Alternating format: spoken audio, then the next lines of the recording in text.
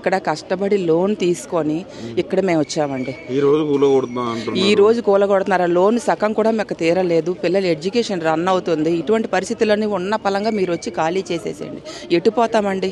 ఈయన నిర్ణయం వల్ల ఏంటంటే ఇంతమంది పిల్లలు, వందల మంది పిల్లల భవిష్యత్తు రోడ్డు మీద పడిపోతుంది. మేమే నిలబడడానికి లేనప్పుడు వాళ్ళకి ఏం చదివిస్తాం? వాళ్ళకి ఏం ఫీజులు కడతామండి? వాళ్ళ చదువులు ఆగిపోతే వాళ్ళ భవిష్యత్తు నాశనం అయిపోద్ది. ఈ నిర్ణయం వల్ల ఎవ్వరికీ మంచి జరగదు. దయచేసి మీరు ఇది మార్చుకోండి. గాంధీ గారు చెప్తారండి ప్రజల్ని రోడ్డుకి ఈడ్చేసి నా విగ్రహం కట్టమని? ఎక్కడైనా చెప్తారా? గాంధీ గారు చెప్తారా? అహింస అసలు ఎప్పుడు కోరుకోలేదు. అందరూ మంచిగా ఉండాలనే కదా.